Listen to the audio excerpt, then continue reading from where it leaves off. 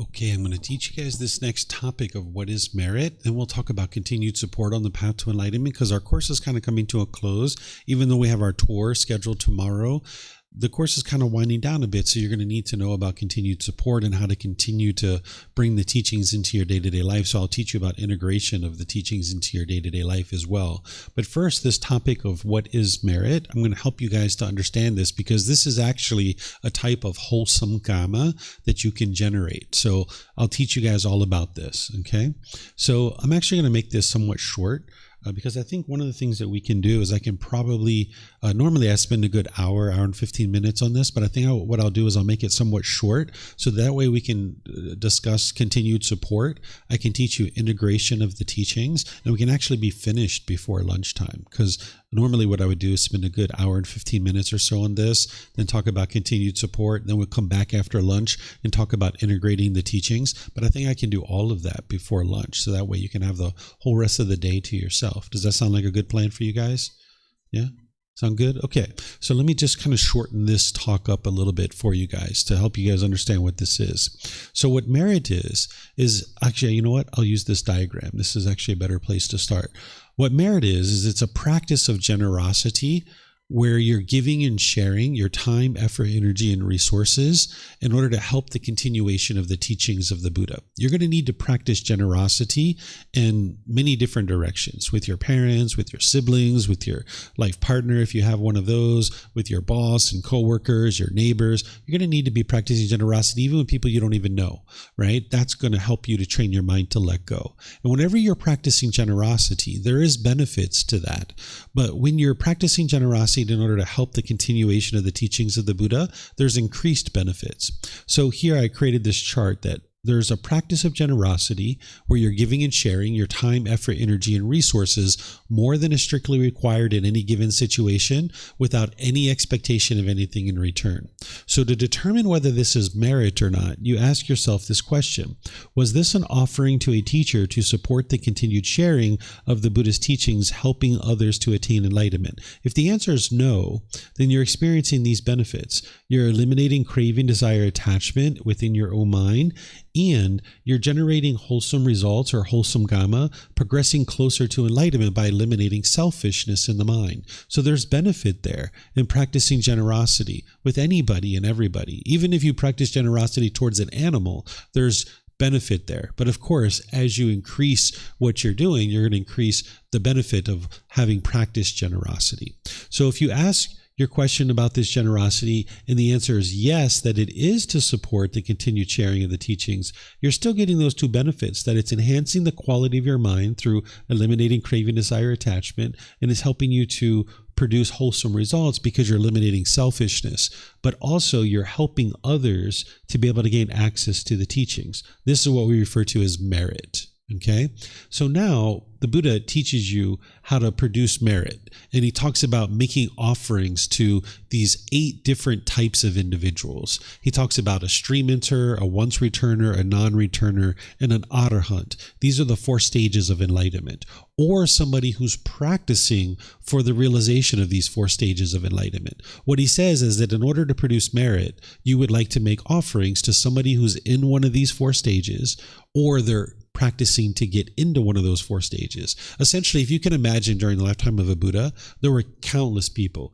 who were practicing his teachings, but there was a core group of people around him that was practicing very closely, and they were experiencing the results, getting closer and closer to enlightenment. And what he would taught people is to practice making offerings to those people who were practicing the teachings the closest. And the reason why is because it would then help them to get to enlightenment, and then they would have the wisdom to be able to help you get to enlightenment. And when you're making this offerings, when you're making offerings to people in one of these 4 stages of enlightenment, you're coming in contact with somebody that you can gain wisdom from to be able to help you to be able to then get to enlightenment. There isn't anything mystical or magical about making an offering to somebody to practice generosity. It's enhancing the quality of your mind, training to let go of craving, desire, attachment, and giving you an opportunity to be able to cultivate wisdom to understand the path to enlightenment. So the Buddha gives you this guidance here where he talks about making offerings to someone in one of the 4 stages of enlightenment.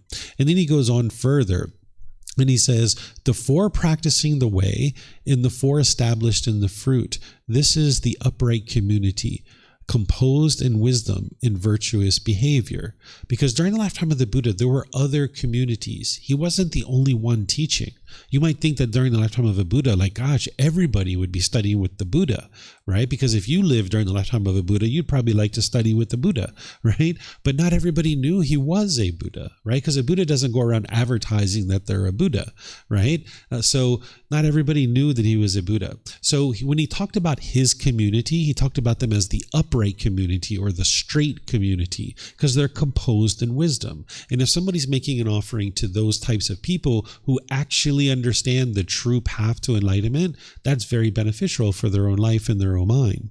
He goes on, he says, for people intent on sacrifice, for living beings seeking merit, making merit that ripens in the acquisitions, what is given to the community bears great fruit. What he's talking about here is making merit that ripens in the acquisitions. What he's talking about is that when you're making offerings to someone who's in one of the four stages of enlightenment or practicing for the realization of the four stages of enlightenment, then you're going to be able to gain the wisdom to acquire one of those four stages of enlightenment. Because if you weren't talking with someone who was in one of those four stages of enlightenment, how could they ever help you get to one of those four stages of enlightenment? Because they haven't done it for themselves. So how would they be able to help you to get to it? So making merit, meaning coming together with somebody, making them an offering, sitting down, talking with them, getting guidance on what it takes to be able to get to enlightenment. That's the acquisitions. It's helping you acquire more and more wisdom to be able to get to one of those four stages of enlightenment. Then he says, what is given to the community bears great fruit. What he means by this is that anybody who's living based on donations of time, effort, energy, and resources from their students, that when those people are making offerings to them, they should be using a small portion of that for their own life in order to sustain their life, like food, clothing, shelter, and medical care. But you should see things coming back to the community, that the offerings and donations that someone's making, they shouldn't just be stuffing it in their pocket. They should have a meditation center. They should have a place to learn. They should have resources. They should have meditation cushions. They should have a nice place for you to come and learn courses at no cost, right? You should be able to get access to this person to get help in personal guidance and things like this. That's the great fruit that the support actually produces. That's the benefit and the result of the supporting of this individual who's sharing the teachings. Because anybody who understands the path to enlightenment, they wouldn't put a price tag on their courses. Right? Because as soon as you put a price tag on your courses, any disadvantaged beings that are struggling the most in the world, they wouldn't be able to get access to your teachings, right? So the people who are impoverished, they need these teachings the most because they're struggling in the world the most. And if you put a price tag of $1,000 a week on your course, those people can't get access to your teachings, right? So anybody who has loving kindness and compassion and understands the path to enlightenment, they wouldn't have a price tag on their courses and retreats. They would be willingly teaching anybody and everybody, without any expectation of anything in return. So a teacher shouldn't expect that their students would support them, but instead just be providing support and guidance to students irregardless of that kind of thing. And then a student needs to be able to practice generosity in order to get to enlightenment. So if a teacher put a price on their course and a student is paying a price, they haven't practiced any generosity. So a teacher who's wise and understands the path to enlightenment, they wouldn't have price tags on their courses and retreats and things like this. So that's what the Buddha is saying, that an individual who's accepting these offerings, that what is given to the community bears great fruit, meaning there's these opportunities to learn and grow coming back to the community.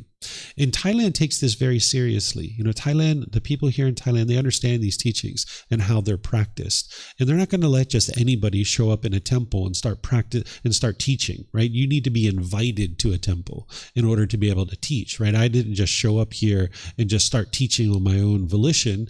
The Thai people invited me to come to this temple and actually start teaching, right? And there's been people over the years that have not done what the Buddha teaches, which is as you're accepting offerings from your community and your students to then give back to them.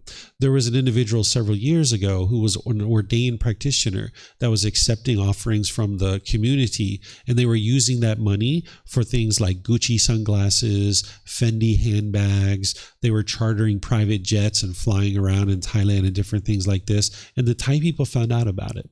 And the police went to talk to him and arrest him. And he had fled. He had went to the USA.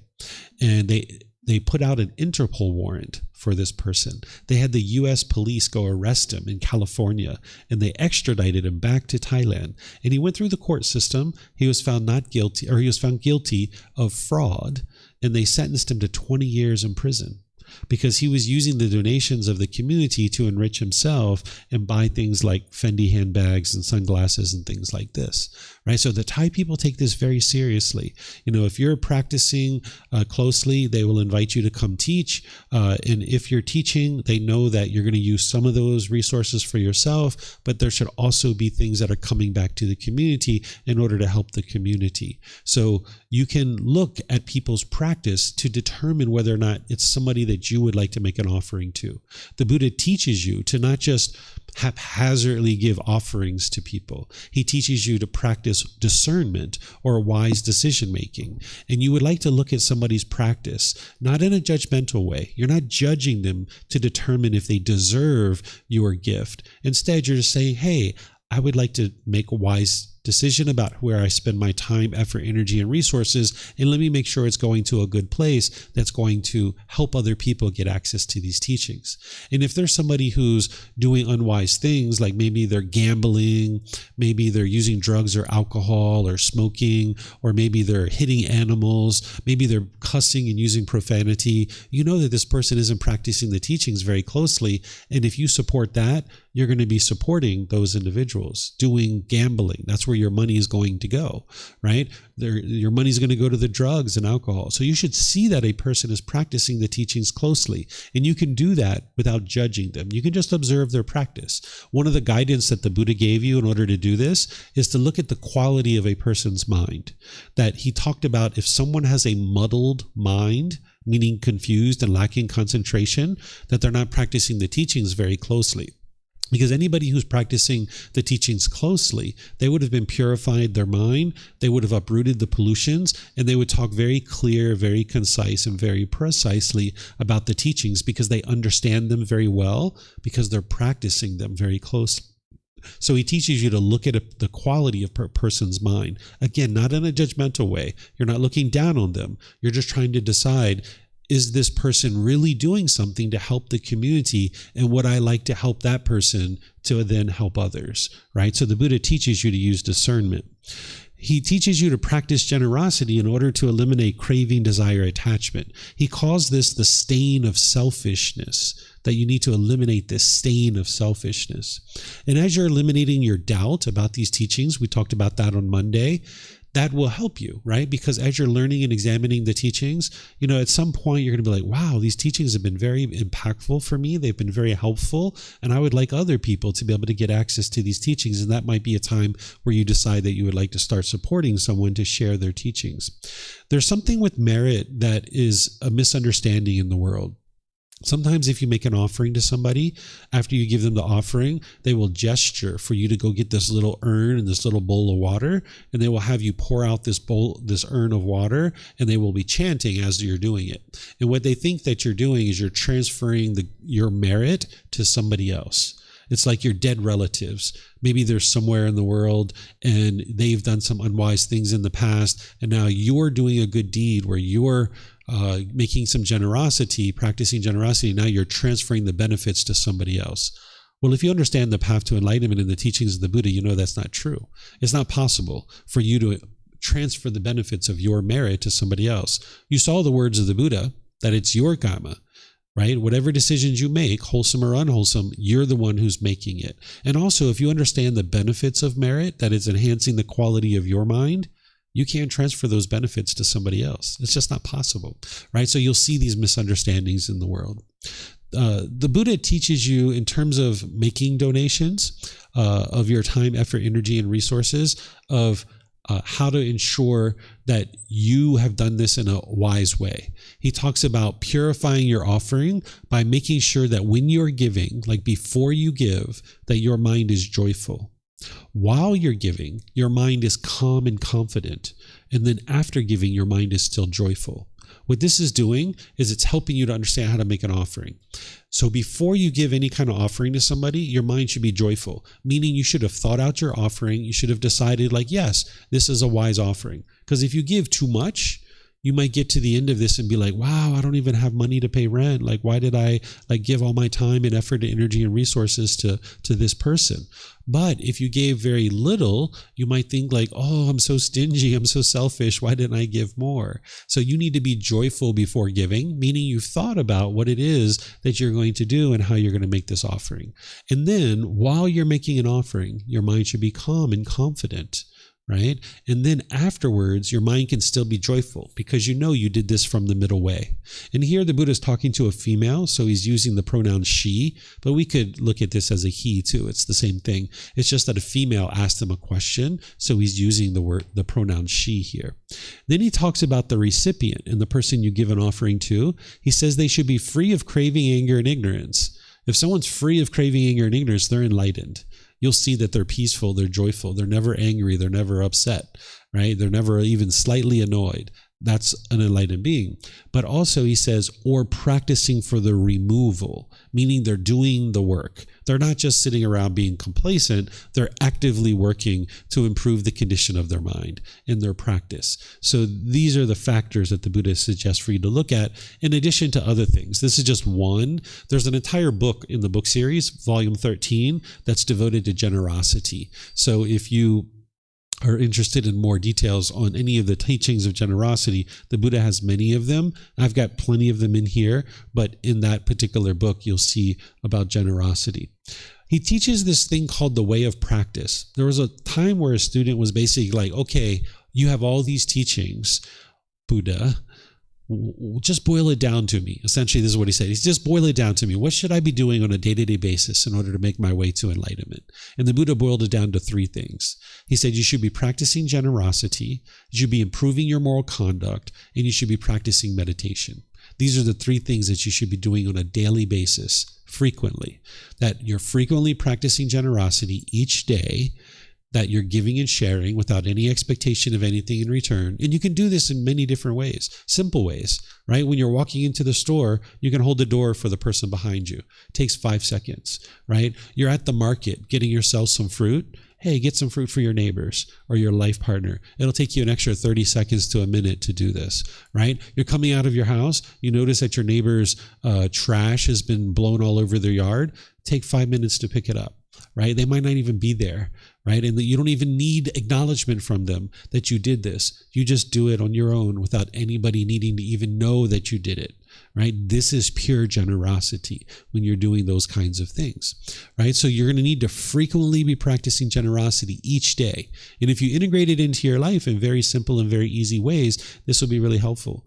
You're at the store buying yourself a chocolate bar, buy a second one, give it away to somebody.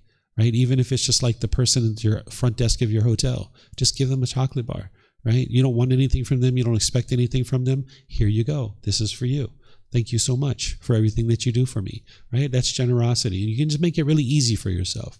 Then there's moral conduct. The Buddha teaches you to improve your moral conduct, the way you interact with your speech, your actions, and your livelihood from the Eightfold Path. Because as long as you're out there making unwise decisions about your moral conduct, you're just spewing more and more unwholesome Kamma into the world. You're producing more and more unwholesome Kamma, right? It's kind of like the pipe has busted and you've got oil spewing all over the place. Well, you're not going to go clean up what's on the floor first. You're going to stop the pipe from spewing oil all over the place. Then when you stop the pipe from spewing all over the place, then you're going to clean up the floor.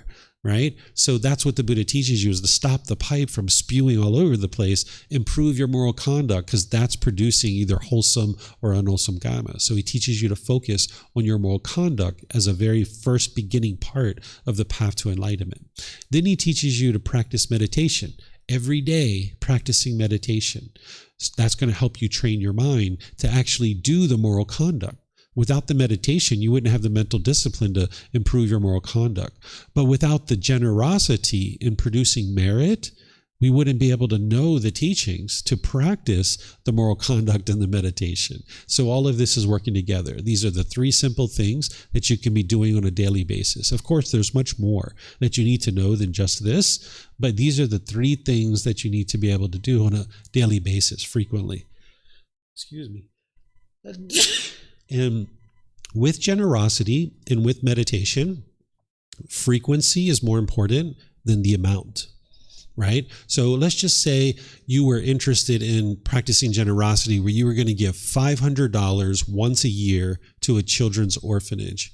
That is not going to have as much impact as if you gave $1 a day every single day, because your mind's having to let go more frequently. It's letting go, letting go, letting go. So let's just say you know that you're attached to money.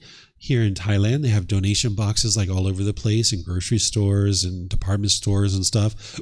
Instead of putting 100 baht in one donation box once that day, put 10 baht or 20 baht in like 10 or 5 different boxes, because your mind's having to let go more frequently throughout your day. And this is going to help your mind more, right? So it's not about the amount, it's about the frequency that you do something, right? And the same thing with the meditation. It's not about the amount of meditation, it's about the frequency. Sure, you'd like to build up to 30 minutes of meditation, but that's going to take you 6 months or a year, maybe 2 years to do that.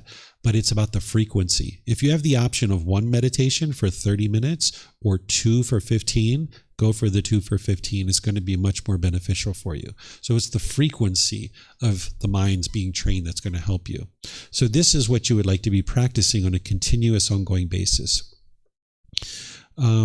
This was a very impactful training or teaching for me when I read it the first time. So I usually share this when I talk about generosity and particularly merit. The Buddha says, if beings knew the results of giving and sharing, this is the title. Monks, if beings knew, as I know, the results of giving and sharing, they would not eat without having given, nor would the stain of selfishness obsess them and take root in their minds, even if it were their last bite, their last mouthful. They would not eat without having shared it, if there was someone to share it with. But because beings do not know as I know the results of giving and sharing, they eat without having given, and the stain of selfishness obsesses them and takes root in their minds. What's this results of giving and sharing that he's talking about that he knows that other people don't know? It's the peace and the joy of enlightenment.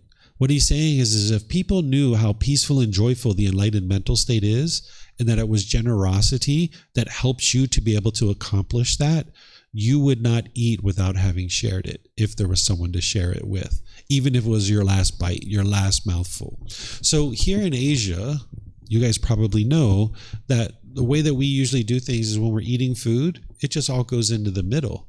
And we all just kind of share. It's called family style, right? So if you're in rural Thailand and you're a family of 4 or 6 or 8, you might not have enough food for everybody, right? Everybody's not going to eat and get full at the end of this meal. But if you put all the food in the middle and everybody takes 2 or 3 spoonfuls and then they eat, and then you take 2 or 3 more spoonfuls and then you eat, right? You put it on your plate and you eat. At the end of this meal, we're not all full, but we all got a little bit of food, right? And we all have shared. Right? So food is a common thing that people will tend to hoard. It's kind of like an animal. And what you would like to be able to do is start sharing with the people around you. So say you go get a bag of potato chips and you open this up and you got a bunch of friends around, send it around. And if it comes back and there's only 1 potato chip in there, you eat your 1 potato chip and you go get another bag. Right? You can start sharing your food. This is going to be really helpful for your mind.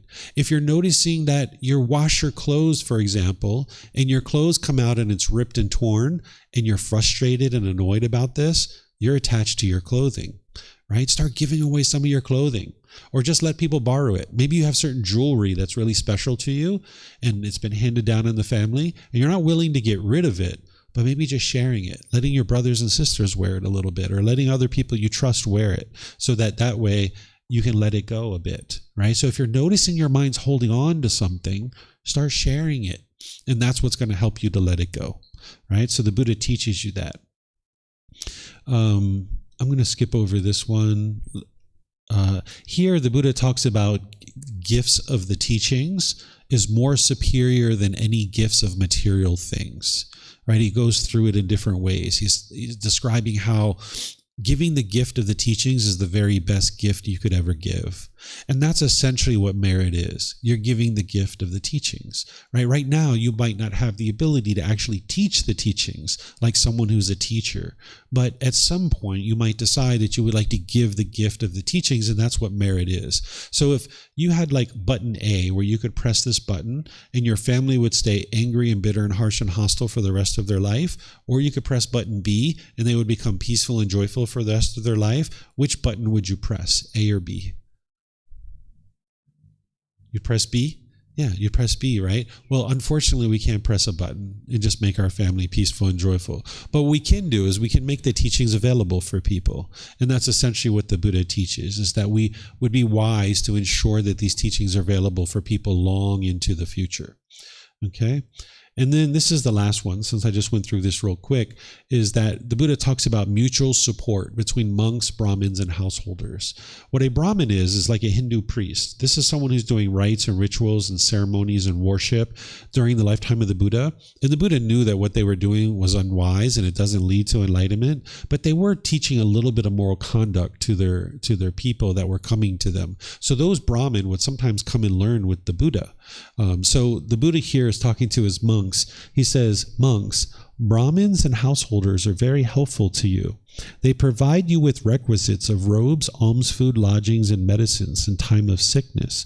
And you monks are very helpful to Brahmins and householders as you teach them the teachings that are good in the beginning, the middle, and the end, with the correct meaning and wording, and you proclaim the spiritual life in its fulfillment in complete purity.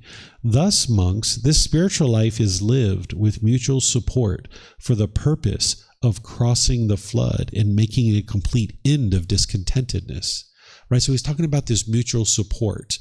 What it is teachers are helping their students and guiding their students on the path, giving them this wisdom. And then the students might decide to support the teacher. And by supporting that individual, it allows them to continue to share their teachings. So everything you see around you at one point or another was a donation from somebody. Even the land we're sitting on. At one time, this land belonged to a Thai person. And there was somebody that got enough benefit from the teachings of the Buddha that they said, you know what? I would like to donate this land to somebody else so that they can build a temple and people are going to be able to now get help at this temple. And then other people were like, hey, let's build a building.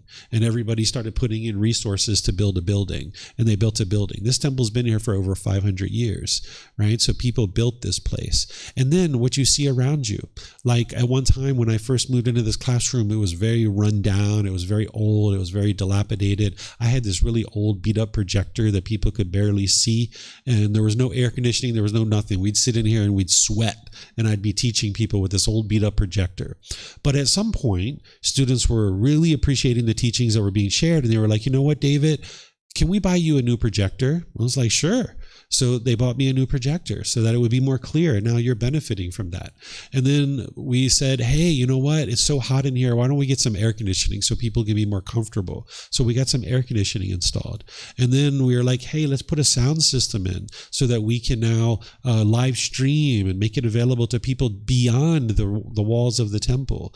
And then at one point, people said, hey, let's completely remodel the place, resurface it, put wallpaper in, paint it, make it look really nice. And that's what you guys are sitting in. All these things, the carpets, the bookshelves, the curtains, the speakers, these are all donations from people that decided like they got enough benefit out of these teachings that they would like to make a place that is more and more comfortable for people to come and learn and grow and develop.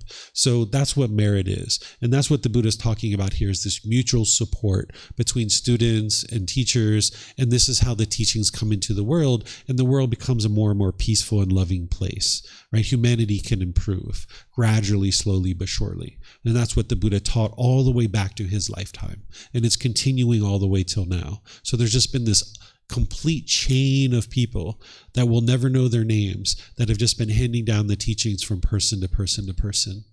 So this is what merit is, giving and sharing, helping others to be able to get access to the teachings, and it's helping your mind to enhance the qualities so to eliminate craving, desire, attachment. So do you guys have any questions on this?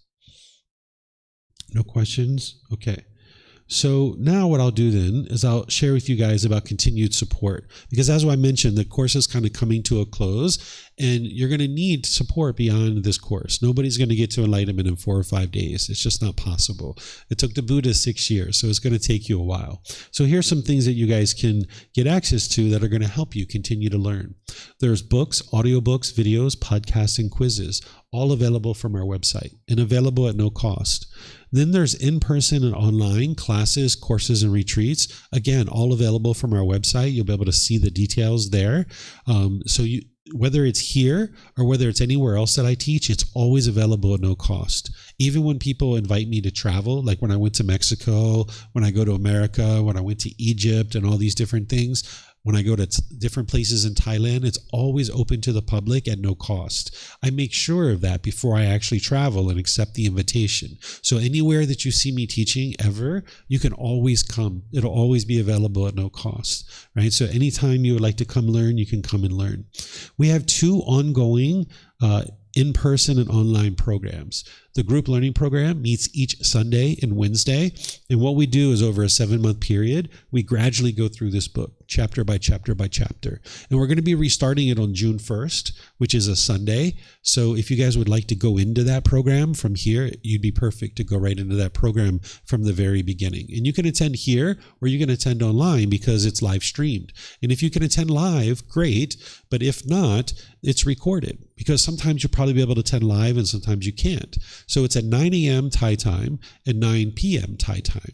So depending on where you are in the world, that could be Saturday evening and Sunday morning, or maybe you're going to be sleeping. Like if you're in, one part of the world, like Europe, you're probably sleeping when I'm doing the 9 a.m. class, but when I'm doing the 9 p.m. class, you're awake for that. So you could attend either the 9 a.m. or 9 p.m. class, but you need to look at your local time zone and see what times those are for you. And where you can't make it, it's recorded, right? Because there's going to be impermanence in your life. You're not going to be able to attend every single class, right? And that's where you just watch the recording, either on YouTube, Facebook, or on our podcast. Then there's the Words of the Buddha, the Pali Canon and English Study Group. This is volumes 2 through 13, where we're going to be gradually going through over a year and a half, studying all of those individual chapters. So the group learning program lays a really nice foundation where it creates a framework.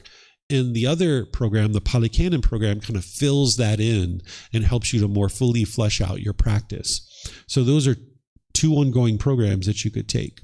Then there's personal guidance, either in person or online. You can ask at any time, like, hey, David, can I meet with you? And I'll sit down and help you. Any questions? Because learning in class is one thing, but relating it to your specific challenges is a whole nother thing, right? You might be having a trouble at work or with your family or something like that. And you're like, hey, David, I understand this Eightfold Path thing that you've been teaching, but my boss has been yelling at me and I have no idea how to deal with this. Can you help me, right? Or my mom is putting these expectations on me, wanting me to be a certain way. Can you help me? How do I do this, right? So that's where the personal guidance comes in. So if you're in person, if we're in the same city, just send me a message and say, hey, can we meet? And I'll meet up with you anywhere you'd like to meet. But if it's online, you can go to our website and you can schedule an appointment and we'll just meet in Zoom. So no matter where you are in the world, we can meet one-on-one in Zoom. I have times that are set up for that. And in the system, you'll be able to see based on your local time zone, what times are available. So from our website, you'll be able to schedule an appointment. Then there's a Facebook group where you can ask questions and I'll answer them for you there. I'm the only one who answers them. There's other people in there that might be reading your questions and reading my answers. That's one of the ways people benefit from learning. And they might ask follow-up questions, but they're not going to try to teach you because they know that they're not a teacher. They're just a student. So you can post your questions in there and I will answer them for you. So that's another way to learn. It's kind of like an online classroom. And as I mentioned, it's all offered openly and freely at no cost whatsoever. Anytime that you interact with me, I have no expectation of anything in return from you. I am here only sharing out of generosity. I am very appreciative for anybody who has shared generosity with me. If you've bought me lunch or anything like that, or sometimes students like to clean up the temple, they like to take out the trash and things like this. I really appreciate your support, because by you supporting me, it actually helps me to help you. Right? So thank you so much for any support. But just know that anytime you study with me, I'm sharing with you without any expectation of anything from you. I don't want anything from you. I don't expect anything from you. I'm just here to give and help you on this path. So if that's what you're interested in, then I will help you on this path. Okay, so any questions here about continued support? No? Okay. So as I mentioned, these are the times of the classes, by the way. I already mentioned those. But as I mentioned, normally we go to lunch and then we come back. But I think we can just cover this next piece. It'll probably take me all of 10 minutes, 15 minutes to cover it. And then we can just be finished before lunch. Okay? So the way that you integrate the teachings into your day-to-day life is like this. What you would like to do is attend weekly classes, either in person or online, and then attend in-depth training opportunities like this on an as-needed basis. So it's kind of like trickling the teachings into your life, right? I don't drink coffee anymore, but I think you guys know the analogy. Like if you have a drip pot of coffee where the water just drips and drips and drips, it makes a really nice, good quality coffee, right? So that's what you would like to do, is just kind of drip the teachings into your life. And that's where the group learning program and the Pali Canon and English study group are so great, because they're little like 1 hour, 1.5 hour classes where we do meditation and then I teach you a little bit and then we're done. Just little tiny drips, right? But then as needed, you can do a big learning opportunity like this. So you would like to have some amount of that continuous dripping into your life. Then on that same note, continuous dripping, you'd like to be reading this book about 10 to 20 minutes a day. You don't have to read it for 1 hour, 2 hours, 3 hours. In fact, I encourage you not to, because if you read this book for 3 hours, you're going to take in a whole lot of content. But the idea of you memorizing it and understanding it and actually implementing it in your practice through independent verification, you're not going to be able to do that if you read for 3 hours, because you're going to encounter a lot of teachings. So you'd like to get these little tiny nuggets, right? 10 minutes, 15 minutes, 20 minutes. Even though you might have an urge to read for an hour or 2 or 3, you got to restrain your mind. Just take little bits and pieces. It's kind of like if you took a big bite of pizza and you tried to chew on it, it would be kind of hard, right? So you like to take little bites and chew on it for a little while and then digest it. It's a lot easier that way, because then you have time to reflect on that, to be able to independently verify it. Because remember, you're not just trying to hurry up and get to the end of the book. You're trying to actually independently verify what I'm teaching you is true. And that's why taking little bites like that will give you time to independently verify. There were times where I was like looking at the words of the Buddha, and I was intending to read for a particular period of time, even 20 minutes. And in the first 2 minutes, I encountered a teaching and I was like, whoa, that's deep. I'm stepping away from this. I need some time to figure this out. And I would take 3 to 5 days sometimes to independently verify that what he was saying was true, because it was so deep. So you might need to do that sometimes, right? So feel free to step away. You're not just trying to get to the end. You're trying to actually understand it and comprehend it and implement it into your day-to-day life. That's what's going to produce the results. So just 10 to 20 minutes would be ideal.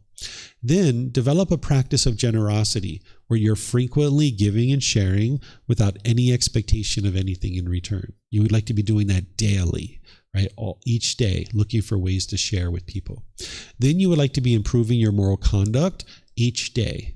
Each day, looking for a way where, like, say you had a bunch of business meetings in the morning and now you're at lunch.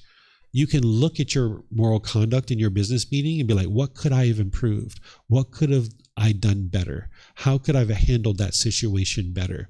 Reflect on it and figure out how you could do it better. So now your afternoon meetings will go better because you're improving your moral conduct. But also look at your morning meetings and be like, what went well? What did I do really well?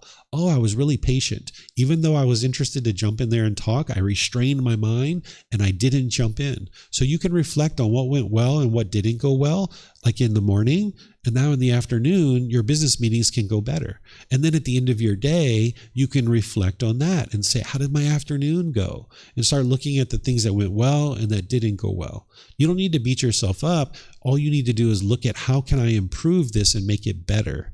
And that's what you would like to do each day, incrementally get better and better and better. Because right now you're an imperfect being, but the way you become more and more perfect is you actually look at the things you did well, look at the things you didn't do well, and just improve each day, little by little gradual steps. Then practice meditation each day, 2 or 3 times a day, building up to 30 minutes, right? Understanding that this can take 6 months, a year, even 2 years. You're not in a race with anybody. You're not in a competition. It's your own journey to enlightenment. You are not in a competition with anybody. You don't have to judge yourself against anybody. You are on your own independent journey, right? And you've got a tour guide here helping you out and showing you what you need to learn, but you are on your own journey, right? So no need to compare yourself to anybody, and don't feel guilty or shameful if you haven't made certain progress. Just gradually make your way to improved results with your meditation, building that practice up to 2 or 3 sessions for 30 minutes. Then as you need help, seek guidance from a teacher. I'm here for you guys if you would like to consider me your teacher. As long as I'm alive, I'll be teaching. So you're welcome to reach out to me through all those different methods. You can ask questions in classes. You can post in our Facebook group. You can send me a private message, any of the messaging apps or email or anything like that. Or you can schedule personal guidance. And that's the different ways that I will help you. Okay. So any questions on integrating the teachings into your life? No? Okay. All right. So here's an activity that we normally do at the end of class on Thursday afternoon, is that up to this point, you guys have kind of been used to me like guiding you in meditation for the afternoon sessions. But usually what I do is I kind of step back on Thursday and let you guys meditate more and more on your own. That's why this morning I didn't give you any guidance, right? Because I'm not going to be here for you all the time to meditate, right? I will be here for you to get help, but I'm not going to be at your beck and call, right? You're not going to be able to snap your fingers and get my help. You're going to need to build your own practice. So meditating on your own sometimes is going to be really helpful. And then sometimes we meditate together, right? So sometimes at the end of the class in the afternoon on Thursdays, students will choose to meditate on their own, right? Without my guidance. They just go off and meditate in a corner somewhere, or over here, over there. They will meditate by themselves in the seated, lying, standing, or walking positions. Sometimes students like to ask questions, that there are certain questions that they have lingering in their mind that they didn't get answered during the course, and they like to come to me privately and we can talk, and they ask me questions. Other times, students like to help out around the temple, and they like to clean up, like maybe the bathrooms or outside, do some sweeping or some vacuuming or something like that, because we were all here this week, and they like to kind of leave the classroom fresh for the next group of people that are coming. So that's something that some students like to do. And then sometimes students like to do all 3. I've seen some students meditate, come ask me questions, and then start doing a little bit of cleaning. These are not things that I expect you to do or that I want you to do. These are just suggestions for you as we're breaking up and ending our class. If you would like to do any of these 3, you're more than welcome to do that. And then some people just like to go home and get rest because they're going to the temple tour tomorrow, and they're just like, hey, I'm just going to go home and get some rest. Right? So that's an option for you too. And everybody can make different decisions, so they don't all have to make the same decision. But here at the end of the class, what I always like to do is just say thank you. Thank you for being interested to learn the teachings. Thank you for any generosity that you've practiced to be able to help me, whether you've put a little bit of money in the donation box, whether you've taken out the trash, whether you've cleaned up your own area that you've been sitting in. This is all things that is helping to be able to share these teachings into the world. So thank you for any contribution that you've made to be able to help me to help you. So if I can help you with any of these things, just let me know. And in the future, if there's any help that you need, just let me know. I'm here to help you. Okay, so whatever you guys choose to do for the rest of your day, have a very lovely and wonderful rest of your day. Perhaps we'll see you again in the future. Okay, be well and take care. Sawadee krap. Sawadee krap.